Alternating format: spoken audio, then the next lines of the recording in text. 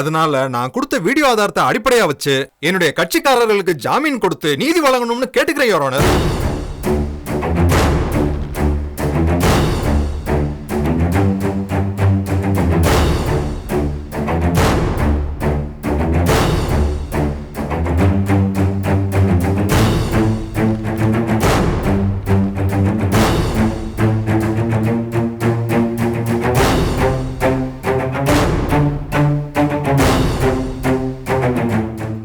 நாள் நீதிமன்ற காவலில் வைக்கப்பட்டுள்ள அருணாச்சலம் வகைராவுக்காக ஜாமீன் கோரி தாக்கல் செய்யப்பட்டுள்ள இந்த மனுவை விசாரித்ததில் பிரதிவாதிகள் தரப்பு தங்களுடைய சாட்சியமாக ஒரு வீடியோ சிடியை சமர்ப்பித்துள்ளனர். அந்த வீடியோ சிடியை ஆதாரமாக ஆராய்ந்து பார்த்தபோது அது பதிவான நேரம், நாள், ஆண்டு ஆகிய தகவல்கள் எதுவும் பதிவில் இல்லை என்பதை குறிப்பிட வேண்டியிருக்கிறது.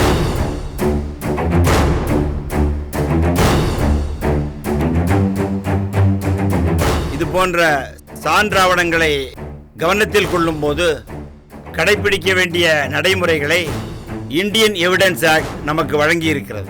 அந்த நடைமுறைகளை கருத்தில் கொண்டு இந்த வீடியோ சான்றாவணத்தை ஆய்வு செய்யும் போது அது சந்தேகத்திற்கு இடம் தருவதாகவே இருக்கிறது. குற்றம் சாட்டப்பட்டவர்களை விடுதலை செய்யும் அளவுக்கு போதுமானதாக அது சான்றாவணமாக இல்லை என்பதும் தெரிய வருகிறது.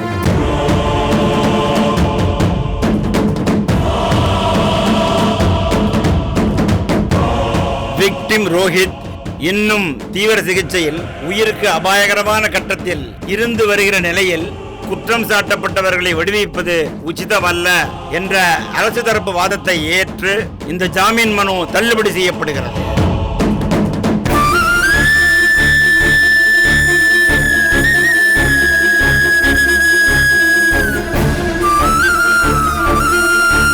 அதே நேரத்தில் ரோஹித் கயல்விழி என்கிற அரியா பெண்ணுக்கு செய்த கொடுமையை இந்த கோர்ட் கவனத்தில் கொள்கிறது.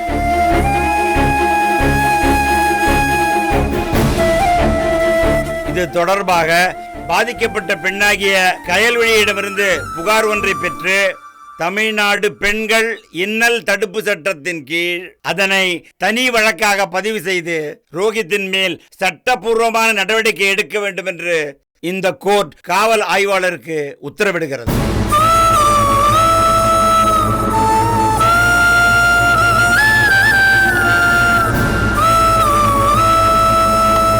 Court is adjourned.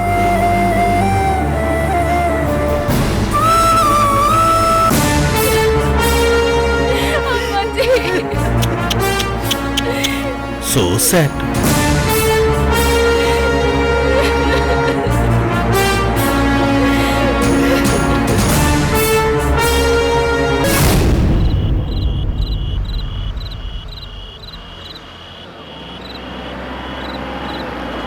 ஏய் பெருமாளே,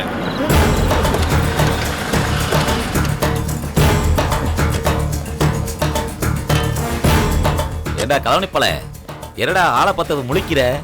ஏண்டா அகஸ்டின் சார் வீட்டுல காசு ஆட்டைய போட்டு இங்க வந்து செட்டில் ஆயிரான்னு பாக்குறியோ? ஹலோ, கலவன்ல சொன்னா அவ்வளவுதான். அந்த புத்தில உங்களுக்கு வேணா இருக்கும், எனக்கெல்லாம் கிடையாது. டேய் பெருமாளே, நான் பூவரசு நல்லூர்ல சுத்திட்டு இருக்க. என்ன பெரிய முதலாளிய பார்க்க வந்தியா? அட நீங்க ஒண்ணு சார், இந்த பயப்பண்ண வேலை உங்களுக்கு தெரியாதுல்ல. அகஸ்டின் சார் வீட்டுல காசுல கைய வச்சுட்டா சார். 10,100 ரூபாய் பணத்தை ஆட்டைய போட்டா சார். அகஸ்டின் சார் பிடிச்சி சும்மா அடி பின்னி எடுத்துட்டாரு. அடிக்கு பயந்துதான் இங்க முடியாந்துருக்க. யோ சும்மா அலக்காதியா, அடி பயந்துலாம் நாங்களாம் ஓடி வரல. அன்சிகா பாப்பா காணோம், அதை தேடிதான் நான் வந்தேன். என்னது, அன்சிகாவை காணோமா? ஆமா சார், காலையில இருந்தே காணோம் சார். ஏண்டா அது சின்ன பிள்ளையாச்சே, அது எந்த பையனோட ஓடி இருக்கும்? வரத இந்த பாரு, என்ன வேணா பேசிக்கோ. எங்க பாப்பாங்களை பத்தி எதனா தப்பா பேச வச்சுக்கோ, கொன்றுவேன். உன்ன மாதிரி அடுப்பு வேலை பாக்குறவன் நினைச்சேனா? அடுப்பு வேலை பாக்குறவன் பழுக்க வச்சு சுட்டு விடுவேன், சுட்டு. டேய் பெருமாளே, வாங்க சார். சார் வாங்க சார். இங்க என்ன பண்ற சார்? நல்லா கேளுங்க சார். அதை கேட்கறது தான் சார். எதிர்பார்த்த நேரத்துல என் வயித்துல குத்திட்டான் சார், பொறுக்கி பையன். டேய் நான் பொறுக்கி பையன், அப்ப நீ யாரா? டேய் முட்டை, பண்றதெல்லாம் பண்ணிட்டு திமிராவா பேசுற? கொன்றுவேன் உன்னை. வருது சும்மாரியா? மாப்பிள்ள வந்திருக்காரு. மாப்பிள்ள கிட்ட பேச வேண்டிய விஷயங்கள் எவ்வளோ இருக்கும்போது அதை விட்டுட்டு சின்ன பிள்ளைங்க மாதிரி புகார் சொல்லிட்டு இருக்க. ஆமா மாப்பிள்ள எங்க இந்த பக்கம்? ஏய், நான் எதுக்கு வந்தேன், ஏன் வந்து எல்லாத்தையும் உன்கிட்ட சொல்லிட்டு தான் செய்யணுமா? நீ எதுக்கு இங்க வந்து நான் உன்னை கேட்டேனாடா? உன் வேலையை பார்த்துட்டு போட. இல்ல மாப்ள, ஒரு விஷயத்தை கேள்விப்பட்டேன். கேட்ட உடனே ரொம்ப கவலையா போச்சு. அதான் உன்னை பார்த்த உடனே துக்கத்தை பங்கு போட்டுக்கலான்னு தான் கேட்டேன். என்ன கேள்விப்பட்ட? ஸ்ரேயாக்கு அடுத்தபடியா இன்னைக்கு காலையில உன் சின்ன பொண்ணு அன்சிகா ஓடி போச்சாமே. என்ன மாப்ள, பெருசு சிறுசுன்னு உன் வீட்டுல பிறந்த பொண்ணுங்க எல்லாமே வரிசையா ஒண்ணுன்னா ஓடிட்டு இருக்குதுங்க. பெருசு சிறுசுன்னு உன் வீட்டுல பிறந்த பொண்ணுங்க எல்லாமே வரிசையா ஒண்ணுன்னா ஓடிட்டு இருக்குதுங்க. விட்டா ஒலிம்பிக்ல கோல்டு மெடலே வாங்கிடுவாங்க போல இருக்க. வருது, இதெல்லாம் உன் வேலையா? நீ தான் அதெல்லாம் பத்த வச்சியா? ஐயோ, நான் இல்ல சார். சின்ன பாப்பா காணா போன விஷயமே எனக்கு இப்பதான் தெரியும். இந்த மொட்டை பையன் தான் சொன்னா சார். டேய் பெருமாள், என் மானத்தை கெடுக்கிறதுக்குன்னு அங்கேயிருந்து வந்தியா? சார் இல்ல சார், ஒருவேளை பாப்பா பூவரசநல்லூருக்கு வந்திருக்குன்னு நினைச்சு பாப்பாவை தேடிதான் சார் நான் இங்க வந்தேன்.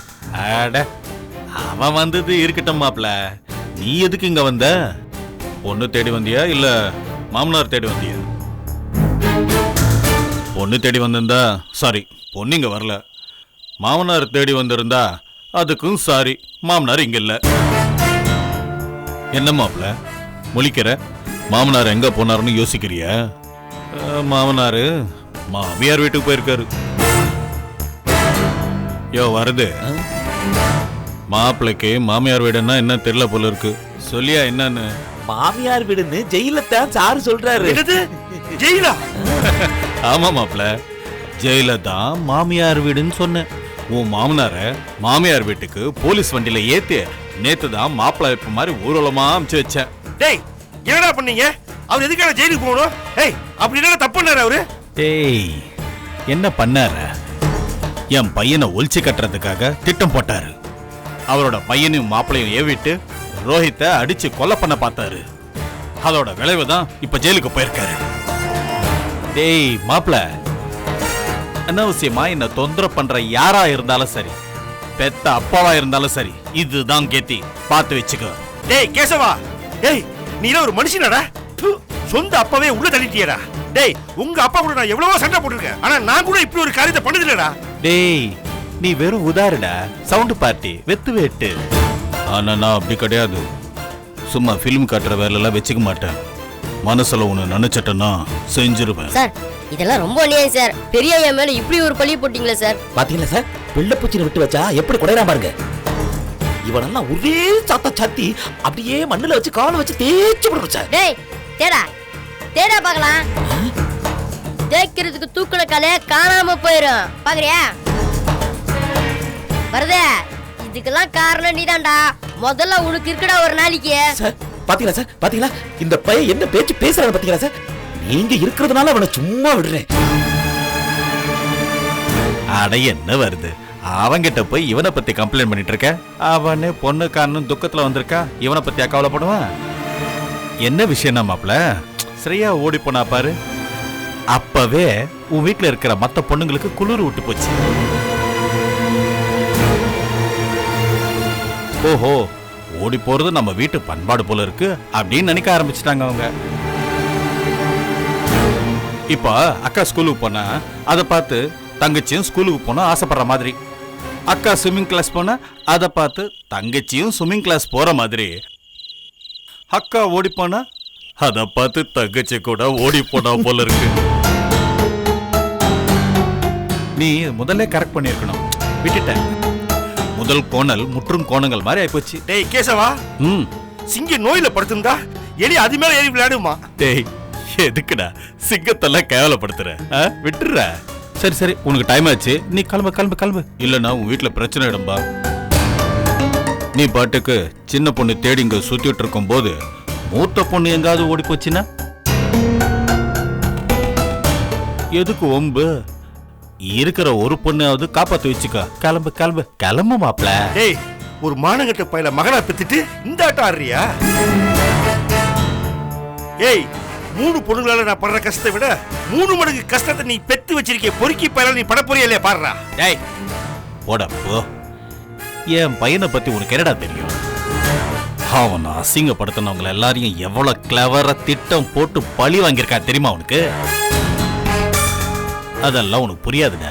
மூளை இருந்தா தானே புரியறதுக்கு. போடா போடா டேய். இந்த பிரச்சனை எல்லாம் முடியட்டும்.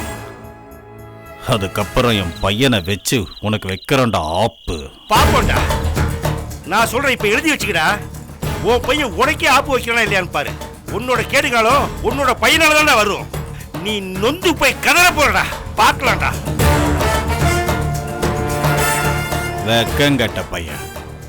பொண்ணுங்களை பத்திரமா வச்சுக்க துப்பு இல்ல, என்கிட்டயே சவால் விடுறான். பயம் வருது.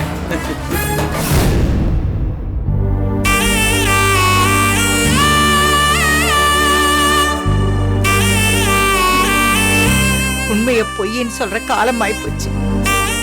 நம்ம கிட்ட இருந்தது ஒரே ஒரு சாட்சி, அதையும் நம்ப மாட்டேன்னு சொல்லிட்டாங்களே. நாம என்னதான் பண்றது? சாமியே நேர்ல வந்து நான் தான் சாமின்னு சொன்னா கூட அதுக்கு கூட ஆதாரம் எங்கன்னு கேட்பாங்க போல இருக்கே. தர்மம் செத்து போச்சு. அம்மா, தர்மம் வேற சட்டம் வேற. தர்மம் மனசு சொன்னதை கேட்கும், சட்டம் சாட்சியை மட்டும் தான் பார்க்கும். சாட்சி எதை கொடுத்தமேடி? ஆனா அது எப்ப நடந்ததுன்றதுக்கு சாட்சியே இல்லையே. இப்படியே சாட்சியத்துக்கு சாட்சி சாட்சியத்துக்கு சாட்சினா சத்தியம் எப்பதான் ஜெயிக்கும்? சந்தேகத்தோட பலனை எதிரிக்கு கொடுக்கறது தாமா சட்டத்தோட அடிப்படை. சத்தியத்தோட பலனை கொடுக்கணும்ன்றது இல்லையே. எனக்கு ஒண்ணுமே புரிய மாட்டேங்குது. உங்க அப்பாவை கூட்டிட்டு போய் 2 நாள் ஆச்சு. நம்மளால ஒண்ணுமே பண்ண முடியலையே. அவனுங்க என்னடா அண்ணா பொய்க்கு மேல பொய்ய சொல்லி அவனுங்க பாட்டு ஜெயிச்சுக்கிட்டே இருக்கானுங்களே. அவனுங்களெல்லாம் சொல்லி குத்தம் இல்ல. நான் என் வாயை வச்சுக்கிட்டு சும்மா இல்லாம அந்த மனுஷனை போங்க போங்க போங்கன்னு சொன்ன. போக்கடை எங்க இருக்குன்னு கேட்டவரு கடைசியில ஜெயிலுக்கே போயிட்டாரு.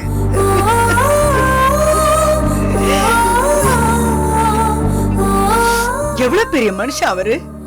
அவருக்கு தெரியாத ஆளுங்களா பேருங்களா? ஒரு 5 நிமிஷம் அவர் நினைச்சாலே வெளியில வந்துட முடியும். ஆனா செய்ய மாட்டேன்னு பிடிவாதமா இருக்காரு. என்ன செய்யறதுன்னு தெரியலையே. இதுக்கெல்லாம் காரணம் நான் பேசின பேச்சு. அதுதான் இப்படி கொண்டு போய் நிறுத்திருச்சு. ஐயோ, இப்படி எல்லாம் நடக்கும் தெரிஞ்சிருந்தா நான் அப்படி எல்லாம் பேசி இருக்க மாட்டேன். உலகத்துல இப்படி இல்லாம ஒரு கொடுமை நடக்கும். அண்ணன் தம்பிக்குள்ள அப்பா பிள்ளைங்களுக்குள்ள பிரச்சனைங்க வர்றது சகஜம்தான். அந்த காலத்துல எல்லாம் அப்படி ஒரு பிரச்சனை வந்துச்சுன்னா பங்காளிங்களை கூப்பிட்டு 4 பொதுவான ஜனங்களை கூப்பிட்டு பஞ்சாயத்து பேசுவாங்க. சமாதானமா பேசி முடிச்சிருவாங்க. குடும்ப தகராறெல்லாம் கோர்ட்டுக்கு போக கூடாதுன்னு ஒரு கட்டுப்பாடோட இருந்தாங்க. ஆனா இப்ப என்னடான்னா எல்லாமே தலைகீழா இருக்கு. ஒருத்தருக்கு ஒருத்தர் மேல அக்கறை இல்ல, நம்பிக்கை இல்ல. அண்ணன் தம்பியா இருந்தாலும் சரி, அப்பா பிள்ளையா இருந்தாலும் சரி, ஒரு சின்ன பிரச்சனை வந்தா கூட அப்படியே கோர்ட்டுக்கு கொண்டு போயிடுறாங்க. அங்கதான் தீர்க்கணும்னு முடிவு பண்ணிடுறாங்க. அப்படிதானே காலம் போய்கிட்டு இருக்கு. இல்லன்னா பெத்த புள்ள சொந்த அப்பா மேலேயே இப்படி கேஸ் கொடுப்பானா, இப்படி புகார் கொடுப்பானாமா? அப்பா மேல பெத்த மகன் புகார் கொடுத்தது பெத்த மகளுக்கு தெரியுமா? என்ன நீ உளறீங்க? யார சொல்றீங்க நீங்க? கல்பனாவை தான் சொல்றமாங்களா? அவங்களுக்கு தெரிஞ்சா மட்டும் என்ன ஆயிடு போகுது? நாம அவங்கள வெளியே கொண்டு வரதுக்கு நம்மளால செய்ய முடியாத உதவியே அவங்க செய்யல இல்லையா? எனக்கு நம்பிக்கை இல்ல. நீ அவங்களும் அந்த கேஷவ மாதிரி தானே இருப்பாங்க. வேற மாதிரியா இருக்க போறாங்க? இல்ல மங்களா, அவங்க வேற மாதிரி தான். நான் அவங்க கூட பேசியிருக்கேன். என்கிட்ட ரொம்ப நல்லா பேசியிருக்காங்க. அவங்க கூட பேசினா மாமாவை வெளியே கொண்டு வரதுக்கு அவங்க ஏதாவது முயற்சி எடுப்பாங்கன்னு எனக்கு தோணுது. ஆமாக்கா, அதுக்கு வாய்ப்பு இருக்கு. அவங்க புருஷன் அகஸ்டினை கம்பேர் பண்ற போது கல்பனா ரொம்ப நல்லவங்க. கையில கல்பனா பொண்ணு ஸ்ருதியோட நம்பர் உனக்கு தெரியுமா? தெரியும். என் போன்ல அந்த நம்பரை கொஞ்சம் போட்டு கூட.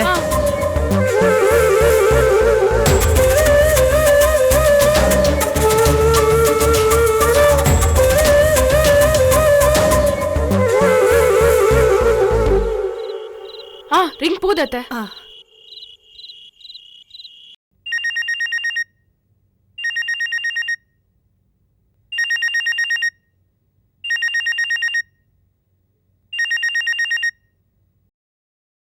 ஹலோ ஹலோ, ஸ்ருதியா? ஆமா, நீங்க? நர்மதா அத்தை பேசுறமா, அமுதனோட அம்மா. அத்தை நீங்களா? சொல்லுங்க அத்தை. அம்மா இருக்காங்களா ஸ்ருதி? இருக்காங்க. கொஞ்சம் கூட. ஒரு முக்கியமான விஷயம் பேசணும். இந்த கொடுக்குற அத்தை ஒரு நிமிஷம். அம்மா, போன் பேசுற நிலைமையில நான் இல்லம்மா. யாரா இருந்தாலும் அப்புறம் பேச சொல்லு. அம்மா நர்மதா அத்தை பேசுறாங்கம்மா, அமுதனோட அம்மா. ஏதோ முக்கியமான விஷயம் பேசணும்னு சொன்னாங்க. இந்தாங்கம்மா பேசுங்க. கல்பனா, வாங்கி பேசு கல்பனா. ஒருவேளை ஹன்சிகா பத்தின தகவலா கூட இருக்கலாம். ஆமா நீ, ஹன்சிகா கூட தாத்தா தாத்தான்னு புலம்பிட்டே இருந்தா. ஒருவேளை அப்பா பார்க்க அங்க போயிருப்பாளோ? எதா இருந்தாலும் போனை வாங்கி பேசு முதல்ல. ஹலோ, நான் கல்பனா பேசுறேன். கல்பனா, நான் நர்மதாமா. சொல்லுங்க, என்னாச்சு? ஏதாவது தகவல் கிடைச்சதா?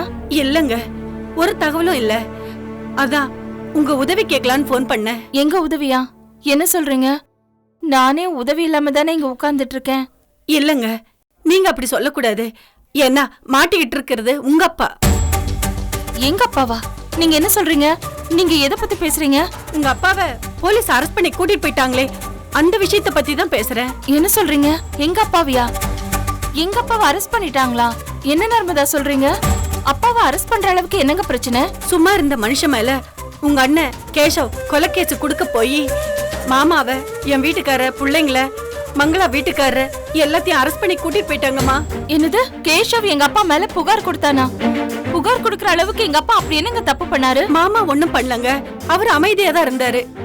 ரோஹித் கையல் கிட்ட பிரச்சனை பண்ண போய் அதுல ஆத்திரப்பட்டு என் வீட்டுக்காரும் மங்களா வீட்டுக்காரும் ரோஹித்த அடிச்சிட்டாங்க.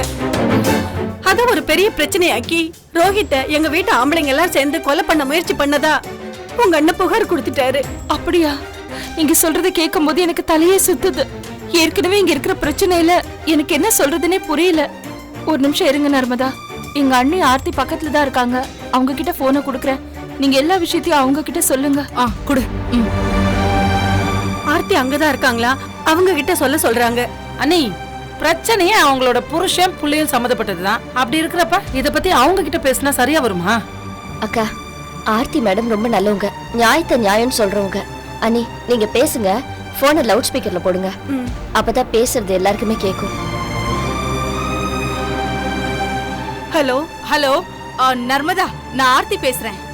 சொல்லுங்க, என்ன நடந்துதாங்க? மாமா மேல கேஷவ் எதுக்கு கம்ப்ளைண்ட் கொடுத்திருக்காரு? என்னமோ கல்பனா கொலை கேஸ் அது இதுங்கறா. என்னதான் நடந்துதாங்க?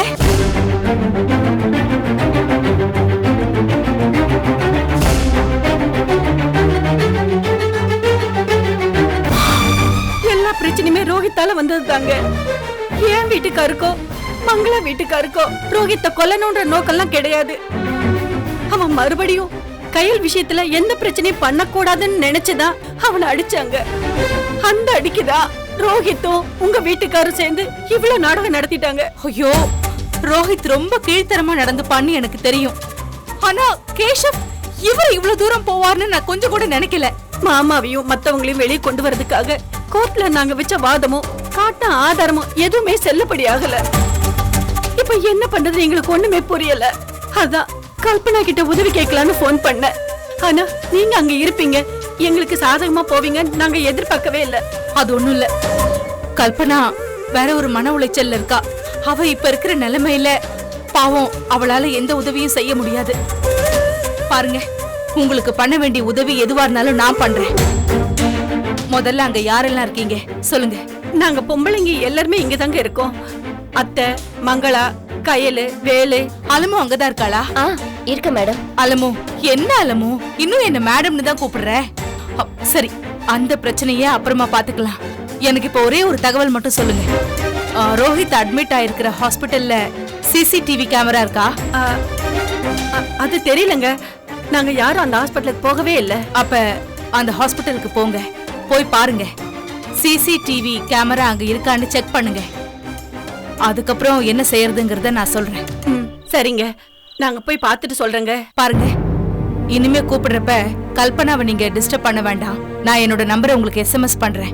நீங்க என்கிட்டயே டைரக்டா பேசலாம். சரிங்க. பாருங்க, அங்க அத்தை, மங்களா, கயல் எல்லாரையும் பயப்படாம இருக்க சொல்லுங்க. மாமாவ, கொழுந்தனார, மாப்பிள்ள, பசங்களை எல்லாரையும் எப்படியாவது வெளியில கொண்டு வந்துடலாம். அக்கா. சரி நர்மதா, நான் வச்சிடுறேன். ஹாஸ்பிட்டல்ல பாத்துட்டு கூப்பிடுங்க. சரிக்கா. நான் சொல்லல, அவங்க ரொம்ப நல்லவங்க. ஒத்துக்கிறேன். ஆர்த்திக்கு வந்த யோசனை நம்ம யாருக்குமே வராம போயிடுச்சு. எப்பவுமே பிரச்சனைக்கு வெளியில இருந்து யோசிக்கிறவங்களுக்கு தான் நல்ல யோசனை எல்லாம் வரும். சரி, அதெல்லாம் இருக்கட்டும். இப்ப அந்த ஹாஸ்பிட்டலுக்கு போய் சிசிடிவி கேமரா இருக்கான்னு செக் பண்ணுமே, யார் போறது? நீங்க தான் போகணும். நானா? அண்ணி, நாங்க அங்க போய் செக் பண்றதுல ஒரு சின்ன சிக்கல் இருக்கு. என்னன்னா அங்க ரோஹித் இருக்கான். எங்க எல்லாரையும் ரோஹித்க்கு நல்ல அடையாளம் தெரியும். அவனுக்கு அவ்வளவா அடையாளம் தெரியாத ஆளுன்னு பார்த்தா அது நீங்க மட்டும்தான். அதனால நீங்க போறதுதான் பெட்டர். நான் மட்டும் தனியா எப்படி போவேன் அலமோ? அதுவும் வாஸ்தவம் தான்.